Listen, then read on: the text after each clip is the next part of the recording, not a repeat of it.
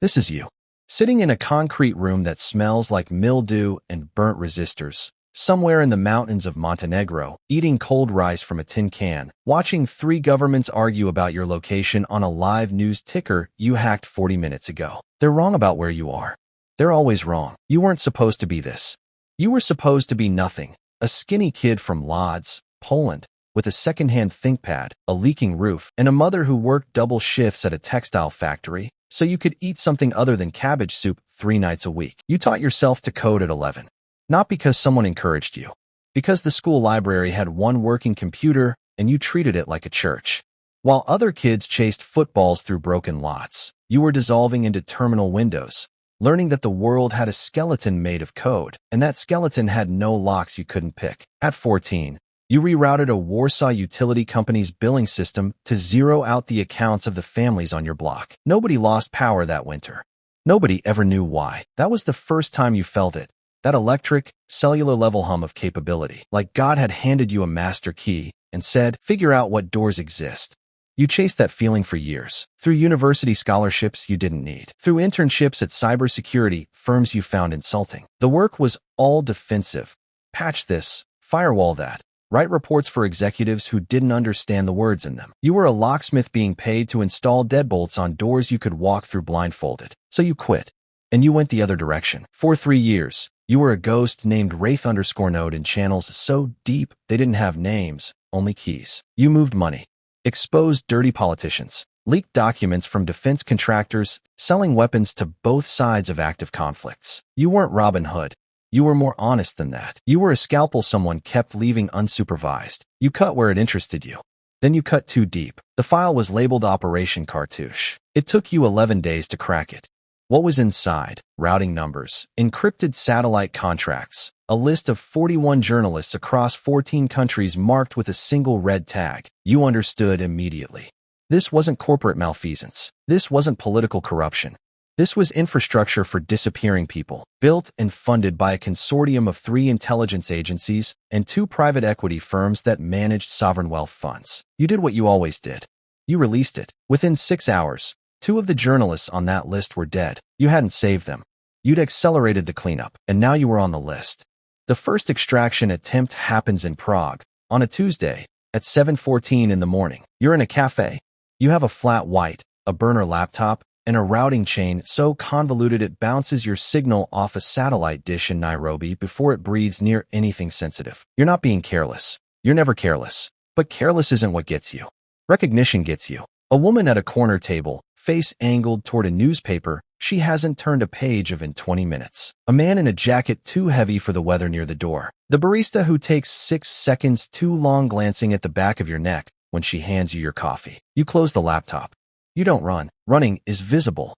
You stand, tip generously, walk to the bathroom, remove the SIM from the burner, flush it, exit through a window the size of a suitcase, land in an alley that smells like wet cardboard and diesel, and walk. Walk, not run, to the metro station 4 blocks east. They follow you to the station entrance. Then they stop, because your phone, not your real phone, a decoy you left running on the table, just pinged a cell tower in Vienna. You built that misdirect 2 years ago. You've never needed it until now. In the metro car, hands steady, pulse at maybe 65, you realize something has fundamentally changed. This isn't a threat. This is the beginning of a siege. The next 14 months are a masterclass in becoming nothing. You develop a system. You call it shedding. Every 23 days, you change countries. Every 11 days, new devices. You never use the same coffee shop twice. You pay for everything with physical cash sourced through an anonymized network of cryptocurrency mixers you built yourself, funneled through dead men's accounts in jurisdictions with no extradition treaties. You eat from street vendors and supermarket shelves. You sleep in rented rooms under names that belong to people who died in the 1980s. You work in 4-hour windows. Tails off. VMs nested inside VMs. Traffic routed through a custom onion architecture you've been refining since you were 19. You study your own manhunt the way a surgeon studies their own MRI, dispassionately, precisely. You know which agency is leading by the texture of the intrusion attempts. The Americans favor brute elegance, hammering endpoints with automated exploit kits. The Europeans are subtler, social engineering adjacent systems, trying to trace human patterns rather than digital ones. The private consortium, the one that funded Cartouche, is the most dangerous because they don't think like law enforcement. They think like you. One night in Tbilisi, eating khachapuri in a rented flat with a view of a courtyard where 3 cats fight over a fish skeleton, you intercept an encrypted brief from the consortium's operational team. They've assigned a specialist, not an analyst, not a hacker, a hunter, a former NSATO operator who left government work 6 years ago and now operates under contract for people who need things done with no paper trail. His designation in their system is cormorant. You spend 3 days building a profile. Mid-40s, methodical, twice divorced, keeps a succulents on a windowsill somewhere. You find this detail in a corrupted backup file, and it chills you more than anything tactical. It makes him human. Humans are adaptive. Humans improvise. You name a folder after him, and you never stop adding to it. The loneliness is the thing nobody talks about, not in any romantic, brooding way. In a practical way, you cannot maintain a single relationship, not a friendship, not a thread of correspondence, not even a recurring username on a forum. Every connection is a vector. Every warm thing is a leash someone can yank. You had a sister once, younger by 4 years. She used to send you voice messages, rambling, laughing things, full of gossip about people you barely remembered from the neighborhood. You listened to the last one 47 times on a train between Sarajevo and Mostar, and then you deleted her number and every address associated with her, and you made sure no database anywhere connected your name to hers. That was the hardest thing you've ever done. Harder than any penetration test, harder than any close call. You put the memory in a box. You put the box somewhere that isn't accessible during working hours. This is the compromise you made with yourself, that you're allowed to feel it, but only when you're safe. And since you're never fully safe, you almost never feel it. Almost. Cormorant finds you in Chiang Mai, not digitally, physically.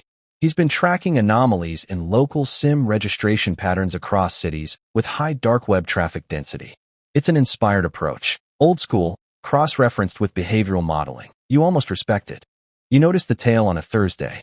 A Westerner, fit, wearing clothes that fit too naturally. No tourist stiffness, no map check instinct. He moves like a man who belongs in every room he enters. You burn the safe house within the hour, scatter 6 decoy digital footprints across 3 continents, and vanish into the hill country north of the city on a rented motorbike with a go bag you've had packed for 9 months. In a guest house above a rice paddy, you make a decision. You're done running reactive. You've been playing defense for over a year, and you are tired in a way sleep doesn't fix. Tired in the marrow. Tired in the part of the brain that used to hum with curiosity when you cracked a new system at 3 in the morning and felt like the only awake person in the world. You're going to dismantle them. Not expose them. You tried that. Not flee from them. You've been trying that. You're going to reach into the machine that's hunting you and break its hands. It takes 4 months of the most precise work of your life. You build a persona, a credible, heavily documented identity of a mid-level signals analyst who supposedly works for one of the consortium shell companies. You seed this person into their internal HR systems, benefits portals, encrypted team directories. You give him a work history, a pension contribution, a lunch preference logged in a catering database. You make him boring. Boring is invisible. Through him, you access Cormorant's operational parameters, his tasking documents, his communication channel with his handler, a woman referred to only as Audrey, based on communication metadata in Frankfurt. You don't go after Cormorant. That's what they'd expect. You go after Audrey. 6 weeks of patient, surgical work. You don't steal data. You introduce data, false payment records, forged operational reports, a fabricated communication thread suggesting Cormorant has been selling location data on Wraith_node to a competing buyer. It's not a hack. It's a story. You write it in their own language, in their own systems, with their own formatting conventions, and you let their paranoia do the rest. They stand Cormorant down. You watch it happen in real time. His access credentials deactivated at 3:17 a.m. Frankfurt time on a Wednesday. His communication channels going dark. The desperate, rapid-fire messages he sends through a personal encrypted channel trying to reach someone who will listen. Nobody does. You sit in your concrete room in Montenegro, cold rice, 3 governments on the ticker, and you let yourself feel something that isn't quite satisfaction. It's heavier than that. It has weight and texture, like wet stone. You won. And winning cost you everything you used to be before the winnings started matching. There's a new file on the consortium server this morning, still encrypted, but the metadata signature is familiar, Same generation tools as Cartouche. You run the first pass of the decryption stack before dawn while fog sits low over the mountain valley outside your single cracked window. It'll take days, maybe 2 weeks. You already know you're going to open it. You already know what opening it will cost you. You eat the last of the cold rice. The news ticker updates. Your ghost location, still wrong, has been spotted now in Lisbon. Somewhere, a task force is scrambling. Somewhere, Audrey is pulling a new hunter off the shelf and giving them a new designation and a file with your digital fingerprints in it. And you are here. Unseen, untouched, completely alone. You open the laptop. The cursor blinks. The mountains outside are turning pale gray with early light, and in the silence between keystrokes you think, briefly, of a voice message you deleted. Rambling, laughing, full of a life you chose to make unreachable. Then you start typing. Because this is what you are now. Not a person, not a hacker, not a ghost. You are the space between the signal and the noise. And the only thing keeping you alive is making sure no one ever learns where that space ends.